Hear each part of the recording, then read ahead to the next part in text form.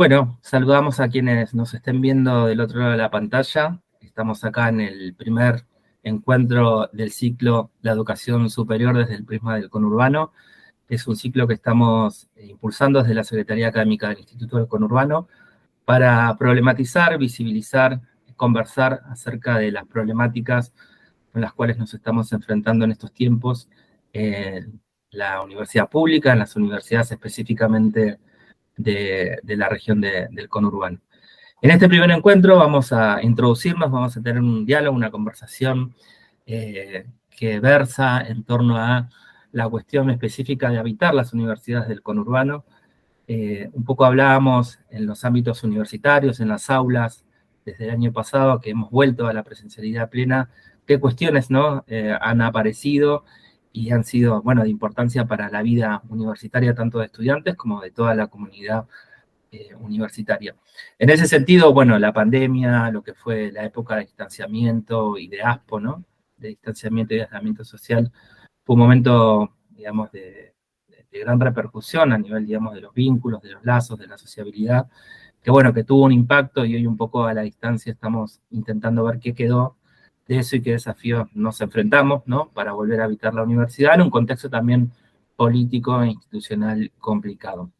Bueno, por eso es que vamos a abrir este ciclo de conversaciones con un invitado, es Alejandro Wilmer, que es director de la especialización en salud mental comunitaria del Departamento de Salud Comunitaria de la Universidad de Lanús. Así que bueno, vamos a conversar con él sobre algunas cuestiones que nos parecen importantes y que queremos compartirles también a ustedes. Así que te damos la bienvenida, Alejandro, gracias por estar acá y podemos arrancar la conversación, ¿no? Un poco en esta introducción yo mencionaba qué quedó después de la pandemia, qué quedó después de las épocas de distanciamiento y aislamiento, ¿no? Y un poco preguntarte desde tu perspectiva, también de tu experiencia, de tu inserción en distintos ámbitos, ¿cuáles consideras que son las principales o los principales efectos o consecuencias que quedaron de esta época tan particular que vivimos como sociedad? Muchas gracias, Bueno, buenos días. Carlos, por la invitación. Muchas gracias al Instituto del Conurbano y a la universidad por invitarme.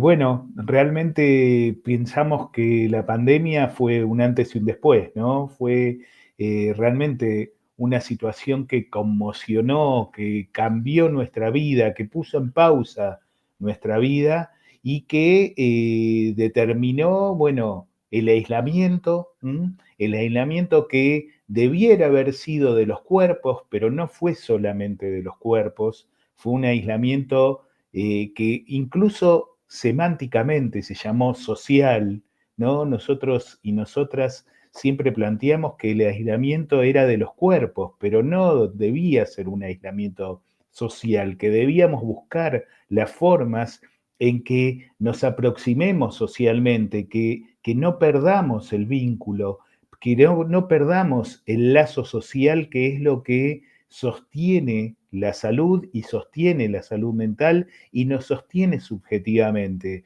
Y realmente pensamos que esto a veces fue posible y a veces no fue posible, ¿no? Y que esto nos dejó una marca, nos deja una marca, nos deja una reflexión, nos deja una impronta vinculada con justamente esta separación, esta fragmentación que estamos viendo, esta individualización de las personas que, bueno, de a poco estamos tratando de reconstruir esta cuestión más vinculada con lo social, con lo comunitario, con lo que nos entrama, con lo que nos sostiene y que es necesario para el desarrollo de la vida en común, ¿no? Justamente cuando hablábamos un poquito sobre este conversatorio, yo recordaba que en el 2020 y 2021 un equipo de nuestra universidad, dirigido por Alejandra Barcala, que es la directora de nuestro doctorado, hizo, por encargo de UNICEF y el Ministerio de Salud de la Nación, una investigación sobre los efectos en salud mental de la pandemia en niños, niñas y adolescentes. O sea, trabajamos con niñas, niños y adolescentes de 3 a 18 años. Y lo que veíamos, y después por ahí, si te interesa, podemos conversar un poquito más de este estudio, pero lo que veíamos es que los grupos más afectados por lo que fue el aislamiento social preventivo y obligatorio y después el distanciamiento social preventivo y obligatorio, fueron las y los adolescentes, ¿sí? Y esto tiene que ver con justamente los procesos de fragmentación que produjo la pandemia y los procesos de puesta en pausa del proyecto de futuro, ¿no? Si te interesa, después podemos ver, como te decía, algunos detalles más, pero claramente esta puesta en pausa del futuro es muy impactante, muy, muy impactante y lo vemos cotidianamente en nuestros estudiantes, en nuestras estudiantes y lo vemos también en las comunidades, en la sociedad. Bueno, esto es interesante porque pone el foco específicamente en una población que fue la que posteriormente ingresó a la universidad. Nosotros tenemos distintas situaciones a aquellas personas que empezaron a vivir el periodo de la pandemia en el primer año de la cursada, que llegaron casi a la mitad de la carrera sin conocer, por ejemplo, a sus compañeros, compañeras de cursada. Después tenemos a aquellos que eran jóvenes de 15 años, que vieron sus 2 años de terminalidad en la enseñanza media y que ingresaron a la universidad sin haber tenido como ese tramo final, ¿no? Un poco si nos querés reponer de esa investigación algunos puntos que consideras relevantes, estaría interesante. Buenísimo, buenísimo. Sí, en principio te cuento que fue una investigación que involucró a 780 niños, niñas y adolescentes de todo el país, ¿sí? De la región NOA, NEA, Cuyo, Centro, de la ciudad de Buenos Aires, el Gran Buenos Aires y la Patagonia. Este fue un estudio longitudinal, eso quiere decir que seguimos una misma población en tres cohortes o en tres cortes, no cohortes, en tres cortes sucesivos. Uno al inicio de la pandemia, más o menos a los 6 meses de la pandemia, y llegamos hasta cuando volvimos a la presencialidad escolar y a la presencialidad en las universidades, ¿no? Y lo que vimos es que la pandemia lo que hizo, lo que impactó fuertemente en adolescentes fue en la restricción de los contactos, en esta cosa de, bueno, sabemos que la adolescencia sobre todo es el momento en que salimos al mundo, ¿no? En que salimos de casa, nos vinculamos con pares, nos identificamos con pares y esto se interrumpió, ¿sí? Esto generó un parate, digamos, frenó de golpe, ¿no? Entonces vimos que había una restricción de contactos entre pares y con referentes afectivos. Y eso también lo que hizo fue generar duelos, duelos de pérdidas, ¿no? ¿Pérdidas de qué? De proyectos, pérdidas de situaciones esperadas, pérdidas de la imposibilidad de continuar con cosas que habíamos pensado, que los chicos y las chicas habían pensado para su futuro. Y también lo que hizo fue impactar sobre los procesos de transición, ¿no? Esto que vos decís, bueno, jóvenes que estaban terminando su escuela secundaria y que no pudieron hacer el rito de finalización y el rito de inicio en la universidad, lo que veíamos, ¿no? Jóvenes también que iniciaban la universidad a través de la virtualidad, sin conocer el edificio, sin conocer sus compañeras y compañeros, sin conocer sus docentes, ¿no? Y en la soledad de la casa, en la soledad frente a la computadora. Y eso claramente tenía una segmentación por condiciones materiales, ¿no? Aquellos chicos y chicas que vivían en peores condiciones materiales, que vivían en peores condiciones socioeconómicas, esto lo sufrieron mucho más, porque por ahí tenían que compartir un teléfono o compartir una computadora con pocos datos para poder continuar con su escolaridad o para poder ingresar en la universidad, ¿no? Entonces, aquellos que tenían mejores condiciones socioeconómicas se veían favorecidos y favorecidas, y aquellos y aquellas que tenían peores condiciones socioeconómicas la pasaron peor. Pero no solamente en su capacidad de comunicación o de conexión, sino también en los espacios que tenían para la intimidad y para el trabajo. Cuando las casas se cerraron y todas y todos teníamos que trabajar en casa, bueno, había que compartir los espacios.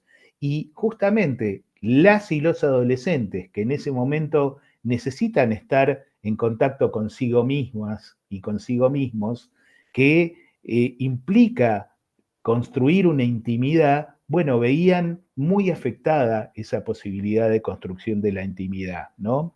También las escuelas se manejaban de modo diferente con las y los estudiantes, porque había escuelas que tenían mejores condiciones materiales y tenían más capacidad de conectarse con los estudiantes y las estudiantes, y otras escuelas no, otras escuelas que no tenían esa posibilidad, mucho más si pensamos que estábamos saliendo de un periodo de gobierno como fue el macrismo, que limitó claramente la posibilidad de acceder a computadoras, de acceder a sistemas de conexión, y entonces eso empeoró la situación. Además, lo que pasó es que las adolescentes y los adolescentes estaban estigmatizados y estigmatizadas.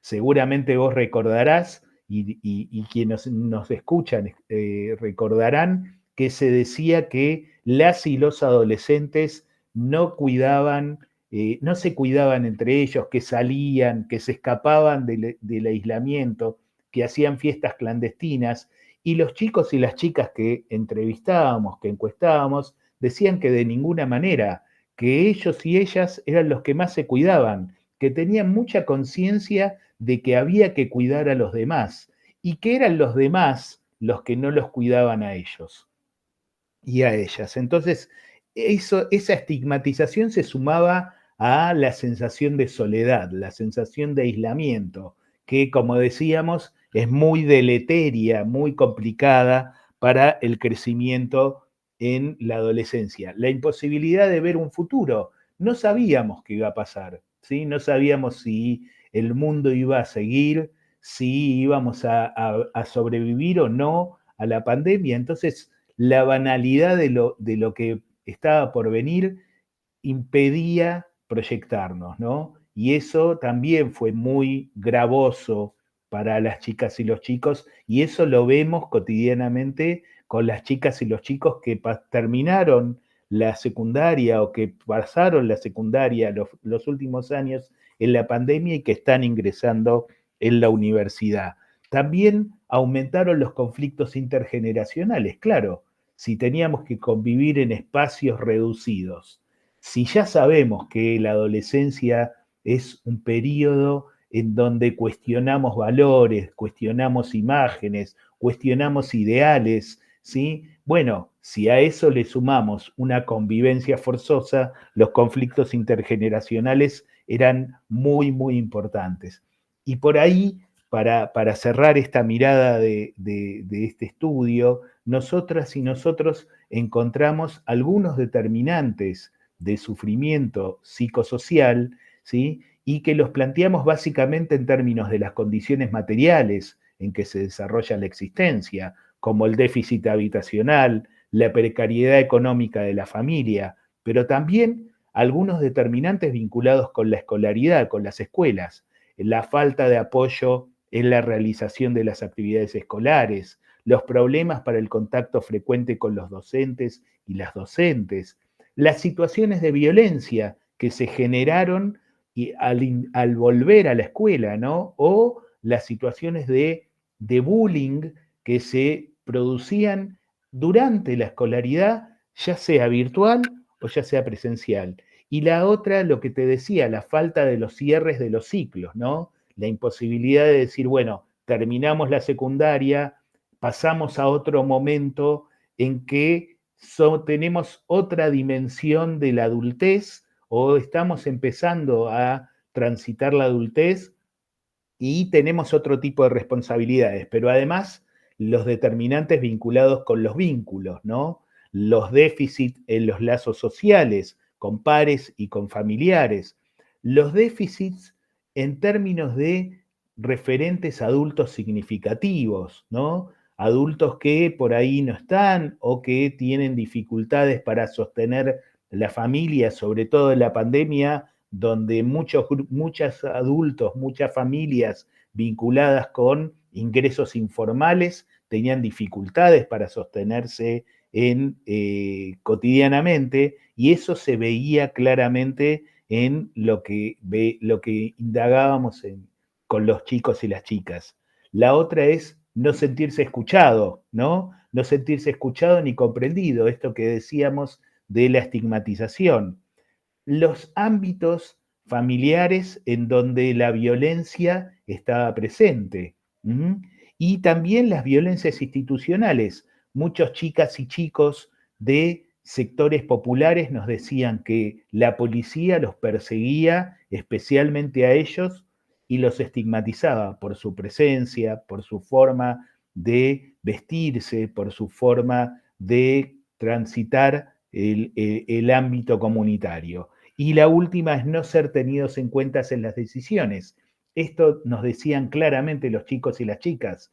Cuando se volvió a la escuela, nadie les preguntó a los centros de estudiantes cómo pensaban la vuelta a la escuela, y nadie les preguntó, tampoco les preguntamos en las universidades, a los centros de estudiantes cómo pensaban la vuelta a la escolaridad, ¿no? Entonces esta cosa o esta sensación de no sentirse escuchados, de sentir que sus participaciones, sus opiniones no eran tenidas en cuenta, realmente fue problemático y profundizó una sensación y una imagen de que lo que ellos y ellas tenían para decir no nos importaba el mundo de los adultos y las adultas. Muy interesante todo lo que nos traes, Alejandro. Quería volver a algo que mencionaste, como para profundizarlo un poco más, que me parece bien expresivo y que tiene que ver con esto de los vínculos, de los lazos sociales y el deterioro en la época del aislamiento. Hablabas acerca de la relevancia de los procesos de identificación y un poco preguntarte, entonces, ¿cómo se reemplazó eso que se rompió porque no se podía, no había un espacio de sociabilidad entre jóvenes, ¿no? En la escuela, poder salir? ¿Por qué se reemplazó y de qué modo jugó la virtualidad en eso y qué se sostuvo posteriormente, ¿no? ¿Qué cambió en términos de los patrones de la sociabilidad y cómo se incorpora esta dimensión de lo virtual en la construcción de los vínculos? ¿Qué quedó de eso? Me parece bien importante. Sí, a ver, al principio de la pandemia lo que nos contaban los chicos y las chicas es que usaban las redes para vincularse, ¿no? Las redes sociales, el WhatsApp fundamentalmente y algunas otras vinculadas con juegos en línea que les permitían vincularse y articularse. Pero claramente esto lo veían como insuficiente, no lo veían como una posibilidad real, ¿sí? Nosotros, bueno, digamos, nuestro maestro en la Universidad Nacional de Lanús es Emiliano Galende, y Emiliano Galende habla de que el objetivo básico de la salud mental comunitaria es la inclusión social, y la inclusión social se basa justamente en el lazo social. Y este lazo era muy difícilmente, digamos, digamos, componible, ¿sí? A través de las redes sociales. Las redes sociales, si bien ayudaron un montón y fueron fundamentales en los primeros momentos en que el ASPO estaba vigente, ¿sí? El aislamiento social preventivo y obligatorio estaba vigente, las redes cumplieron una función, pero las chicas y los chicos remarcaban la necesidad de el encuentro de los cuerpos, ¿sí? Lo remarcaban. Y lo que sucedió es que fueron retomando estos vínculos corporales, estos vínculos, este lazo entre los cuerpos con los cuidados, ¿no? Y ahí hubo una fuerte impronta, una fuerte, digamos, un relevamiento o una identificación muy fuerte que nosotras y nosotros como equipos de investigación remarcamos, y es que las chicas y los chicos tenían muy presentes los cuidados y que eran escrupulosos y escrupulosas en la producción de esos cuidados y cómo fueron poco a poco, digamos, incorporando esos encuentros nuevamente en espacios abiertos, con los barbijos en su momento, con los distanciamientos necesarios, sin compartir el mate, que es,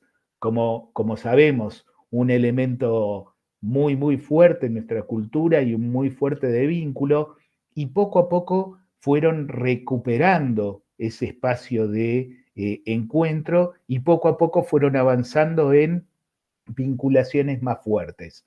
Pero creo que eso es algo que todavía hoy no hemos recuperado completamente, ¿sí? Que parte de esta soledad que fue la impronta de la pandemia todavía queda, ¿no?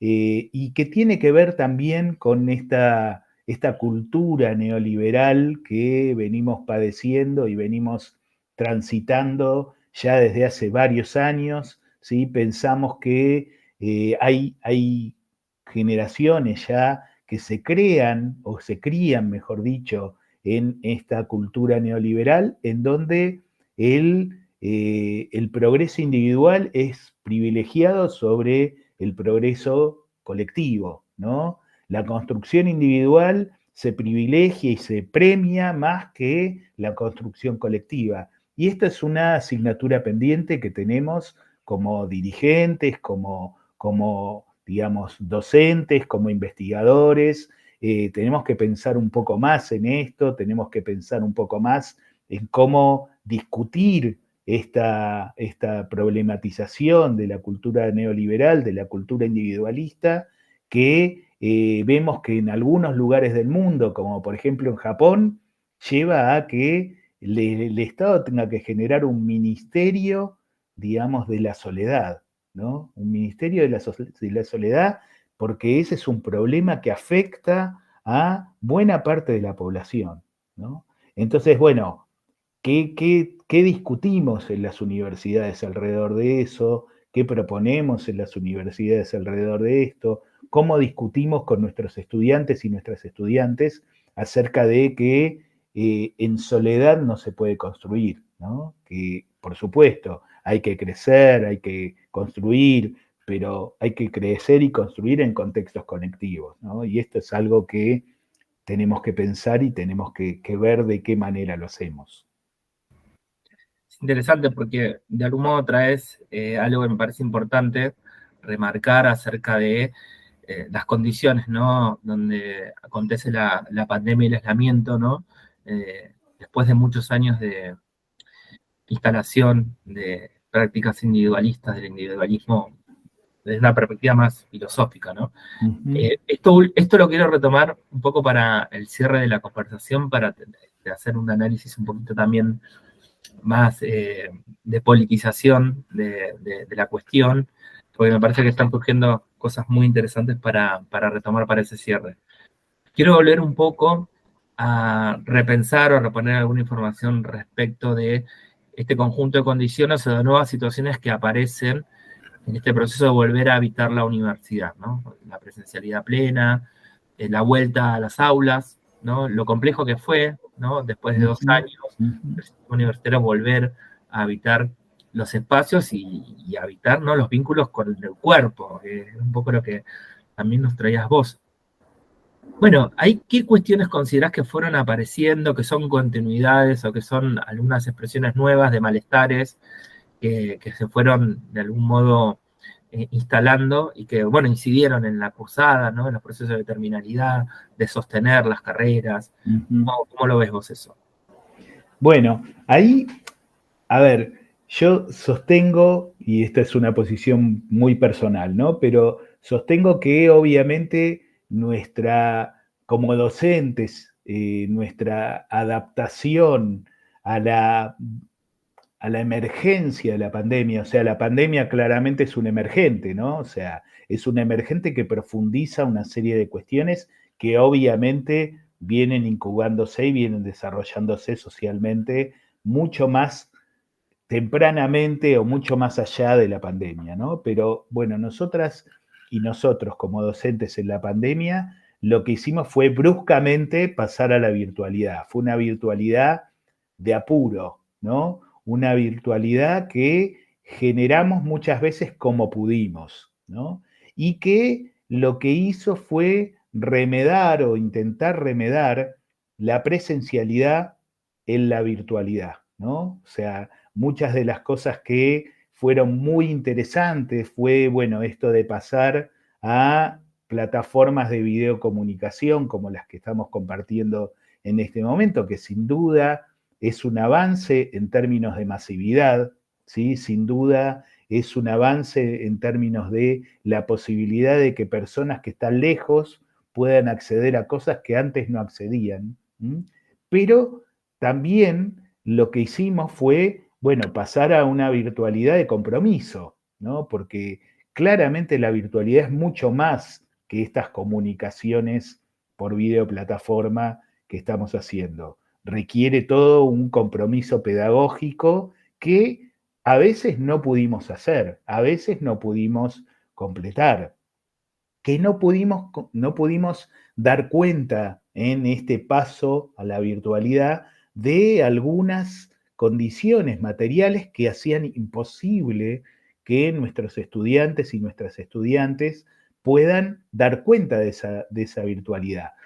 La Universidad de General Sarmiento, como la Universidad Nacional de Lanús, tienen muchas primeras generaciones de estudiantes universitarios, chicos y chicas que tienen condiciones materiales muy desfavorables, ¿sí? Para poder estudiar y que estudian con un esfuerzo muy grande de ellos y ellas, con un esfuerzo muy grande de nuestras universidades y con un esfuerzo muy grande del Estado, ¿m? Que les da subsidios, que les da computadoras, ¿sí? En nuestra universidad, por ejemplo, supongo que por ahí en Sarmiento debe ser parecido, pero nosotras y nosotros en Lanús tenemos un programa de compromiso educativo en el cual solidariamente todos los docentes y no docentes de la universidad, digamos, invertimos parte de de nuestros salarios para construir un sistema de becas. Y ese sistema, digamos, funciona desde que la universidad funciona. O sea que la comunidad también hace un esfuerzo para que compañeras y compañeros que tienen dificultades materiales puedan acceder. Entonces, la posibilidad de acceso vinculado con la virtualidad de esos chicos y esas chicas realmente fue muy difícil, muy compleja, muy, digamos, inequitativa en algún sentido.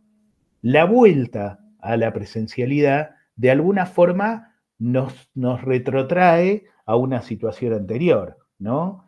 Que a esos chicos y esas chicas con dificultades efectivamente puedan volver a la universidad. Ahora, vuelven a la universidad en un país con una economía mucho más vulnerable, con una economía mucho más endeble y los problemas que tenían antes de la pandemia ahora se empeoran, por decirlo de alguna forma, ¿no? Se agudizan. Entonces, ahí hay un tema que tenemos que resolver. Tenemos que ver cómo garantizar ese acceso de esos grupos más postergados a la universidad. Por otro lado, otro desafío que tenemos es que, como vos decías, hay chicos y chicas que terminaron su secundaria, que muchas veces tiene calidades por lo menos cuestionables, ¿no? La educación secundaria en los últimos años, que lo terminaron como pudieron, de una forma poco cuidada, de una forma aislada, esto que comentábamos anteriormente, y que llegan hoy a la universidad en condiciones, digamos, distintas para poder comprender y acceder y ver de qué manera pueden dar cuenta de los procesos reflexivos y de discusión y de investigación y de trabajo que estamos proponiendo en las universidades cotidianamente. Ese es otro desafío que tenemos que ver cómo resolver, ¿no? Perdón. Sí, totalmente. Y ahí, digamos, comparto y también agrego que me parece que es también algo positivo que lo podamos estar hablando ahora en los ámbitos de la educación superior, ¿no? Creo que eh, frente a los malestares, a los padecimientos, al sufrimiento psíquico, creo que mejor que, bueno, ponerlos en palabras, porque de algún modo lo estamos politizando y bueno, y sobre todo pensando colectivamente cómo enfrentar esta situación. Y ahí quiero ir con esto, ¿no? ¿Cómo podemos pensar en dispositivos desde una perspectiva de la salud mental comunitaria, ¿no? Ujú, Para poder abordar o enfrentar estos contextos tan complicados, ¿no? ujú. Sí, totalmente. A ver, claramente tenemos que pensar en dispositivos que alojen, ¿no? El alojamiento es fundamental. En la salud mental comunitaria no pensamos en diagnósticos, ¿sí? Los diagnósticos son, digamos, por supuesto que son necesarios y que hay diagnósticos específicos que requieren conductas específicas. Pero el problema o los problemas que hoy encontramos son problemas más que nada vinculados con la angustia de no poder dar cuenta de situaciones particulares, la ansiedad que genera justamente el volver a espacios abiertos, en volver a espacios donde tenemos que compartir digamos, el tiempo con otros y otras, pero a la vez que nos mostramos con otras y otros, ¿no? Las relaciones vinculadas con las tolerancias y las intolerancias, las tensiones que provoca eso, ¿no? Cómo aceptamos las diferencias. Entonces, tenemos que pensar en dispositivos que alojen, que escuchen, que promuevan la vinculación entre las personas, que promuevan la construcción de imágenes y propuestas colectivas, que promuevan el pensar en un futuro, ¿sí? En un futuro próximo y en un futuro un poquito más lejano, que pongan en valor las características de cada una y cada uno en el contexto de la construcción de todos y todas, ¿sí? Eso es lo que estamos pensando alrededor de las construcciones colectivas y alrededor de la salud mental comunitaria. Específicamente en nuestra universidad, en la Universidad Nacional de Lanús, hay un espacio de escucha de estudiantes. No es un espacio terapéutico, ¿sí? Sino que es un espacio de escucha de aquellos y aquellas estudiantes que tienen alguna dificultad, que sienten que tienen alguna dificultad, más allá de que ésta sea objetiva o subjetiva, hay un espacio que los aloja, ¿sí? Que los recibe, las recibe y que las ayuda y los ayuda a pensar lo que les pasa y ver si eso requiere después algún tipo de intervención terapéutica o simplemente con el alojamiento, con la construcción de lazo es suficiente. Entonces, pensar en eso, pensar en espacios que alojen, que reciban, ¿sí? Que contengan, que le den contexto a cada una y a cada uno de las personas que tienen un padecimiento. ¿Sí? Pensamos desde la salud mental comunitaria que lo comunitario, que es el ámbito de determinación de los problemas de salud mental, también es el ámbito de la producción de la contención y del alojamiento. ¿Sí? Así que básicamente eso es lo que estamos pensando. No estamos pensando en consultorios, no estamos pensando en dispositivos terapéuticos individuales o grupales, sino que estamos pensando en que la comunidad aloje y contenga y apoye. ¿M? Y aquellas personas que requieren apoyos especiales los tengan. ¿M? Aquellas personas que tengan alguna capacidad diferente, bueno, podamos generar desde las comunidades universitarias apoyos que hagan que esas personas puedan transitar la educación superior igual que todas y todos, ¿sí? Porque como dice Caetano Veloso, de cerca nadie es normal,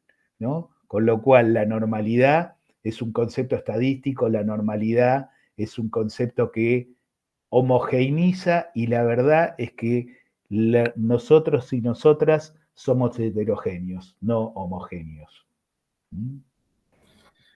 Sí, qué potente además, porque de algún modo también recupera esto que mencionabas hace un rato, que para enfrentar el individualismo, qué mejor que la reconstrucción de la trama comunitaria, ¿no? Y en el ámbito de la educación superior, qué importante que es poder hacerlo desde una perspectiva interclaustro, ¿no? Donde participe Ujú, toda la comunidad, ujú, docentes, no docentes, graduados, la comunidad en sí que participa dentro de las universidades, bueno, los estudiantes. Así que creo que parte de esto que mencionó hace un rato, la respuesta está en volver a entramar lo comunitario con estos espacios de algún modo de escucha y que vos recién nos compartías. ujú. Así es. Mira, también incluso podríamos traer lo que vimos en esa investigación que te comentaba, porque además de ver aquellos determinantes de sufrimiento psicosocial, también indagamos sobre cuáles son los factores protectores en términos de el padecimiento psicosocial, ¿no? Y decíamos que hay algunos que son singulares de la persona, factores protectores del sujeto, ¿no? Que tienen que ver con la capacidad creativa y la capacidad lúdica, recuperar esa capacidad de juego que tuvimos en la infancia y que nos permitió procesar un montón de problemas y un montón de crecimientos alrededor del juego. Entonces, la creación y lo lúdico es importante, ver cómo desde nuestras universidades podemos promover esta capacidad creativa, promover esta capacidad lúdica. También promover la capacidad para simbolizar emociones, ¿sí? Para poder decir, bueno, a ver, siento esto, ¿qué pasa? ¿Qué le pasa al otro? ¿Cómo me juego con el otro o con la otra? Participar y ser protagonistas en decisiones vinculadas con la propia vida y con la vida de los colectivos. ¿Sí? Los espacios de participación sanan. ¿Sí? Y entonces, la participación, generar espacios donde las estudiantes y los estudiantes puedan ser parte, que se vinculen con los otros claustros, que puedan ser parte interesada y opinante de lo que digamos, les implica en forma directa. Pero también hay factores protectores relacionados con los vínculos, ¿no? Entonces, contar con apoyos de vínculos intersubjetivos con adultos y adultas, con nosotras y nosotros como docentes. ¿M?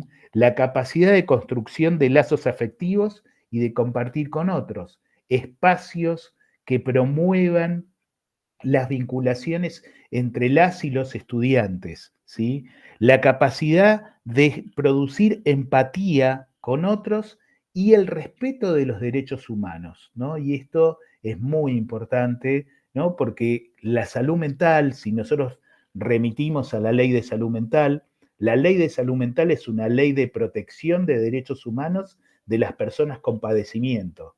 Y durante siglos, ¿sí? Nuestra sociedad conculcó los derechos de las personas con padecimientos mentales graves. Ahora, esta mirada de los derechos humanos de distintas generaciones, los derechos humanos vinculados no solo con la memoria histórica, sino también con la posibilidad de vivir dignamente, ¿no? Y esto también tiene que ver con la producción de salud mental. La capacidad de autocuidado y de cuidado de otros, ¿sí? Socializar el cuidado. Cuidamos todos y todas. No cuidan algunos o algunas que tienen alguna competencia profesional. Todas y todos cuidamos, ¿sí? Recordamos los cuidados de nuestras madres, de nuestras abuelas, de nuestras tías, ¿no? Y lo ponemos en femenino porque, claro, las responsables del cuidado al interior del ámbito familiar o del ámbito doméstico históricamente fueron las mujeres, pero poco a poco los hombres también nos hacemos cargo del cuidado, ¿no? Respetar y reconocer a los demás, reconocer las diferencias, promover las diferencias y decir, bueno, aunque seamos diferentes, podemos vivir todas y todos juntos. Y acompañar y sentirse acompañado. Esos son factores protectores en salud mental. Entonces, todas las intervenciones que nosotros y nosotras generemos en salud mental tienen que priorizar estos factores protectores, tienen que avanzar en esta línea. Bueno, son claves muy importantes para pensar la política universitaria en esta clave. Quiero hacer una síntesis de cosas muy importantes que traías en esta última intervención y que tienen que ver con la importancia que tienen esos espacios de encuentro, de escucha, esos espacios que promuevan juegos, promuevan encuentros desde otros lugares, espacios que nos permitan sentir, que nos permitan decidir, que por lo tanto promuevan la participación, que promueven los vínculos desde este enfoque de los cuidados. Esto es profundamente, además, como una posición pedagógica, creo, por lo tanto es política. Y en ese sentido, reponer esto que mencionabas acerca de la importancia que tiene esto para la construcción de la empatía y de los derechos humanos en estos tiempos. Y lo resalto y lo subrayo en estos tiempos, ¿no? Porque me parece muy importante, no solamente por la relevancia que tienen las universidades públicas en el conurbano, sino también por el crecimiento, ¿no?, de los discursos antidemocráticos, los discursos de odio, y bueno, y la fragmentación que estamos vivenciando social día tras día. Bueno, Alejandro, te queremos agradecer en nombre del Instituto del Conurbano de la Universidad Nacional de General Sarmiento este espacio, esta conversación interesante, y bueno, forma parte de cómo queríamos abrir este ciclo. Nos parecía relevante traer este tema y seguir hablando, así que nos diste unas pautas más que interesantes como para pensar cómo avanzar en este sentido. Bueno, no, el agradecido soy yo, realmente creo que es una iniciativa maravillosa la que tienen y bueno, siempre cuentan con nosotros, conmigo especialmente, pero con nosotros y nosotras desde la Universidad Nacional de Lanús. Somos universidades hermanas y bueno, vamos para adelante. Y como vos decís, en estos tiempos donde los discursos de odio son tan prevalentes, el discurso del amor, del encuentro con el otro, con la otra, de la construcción de lo colectivo, tiene que ser floreciente en nuestras universidades y tenemos que promoverlos y discutirlos y solo el amor vence al odio, eso está muy claro. Muchas gracias, Alejandro. Gracias a vos, un abrazo. Y nos encontramos en la próxima edición de este ciclo que estará disponible nuevamente por el canal del Instituto de Conurbano.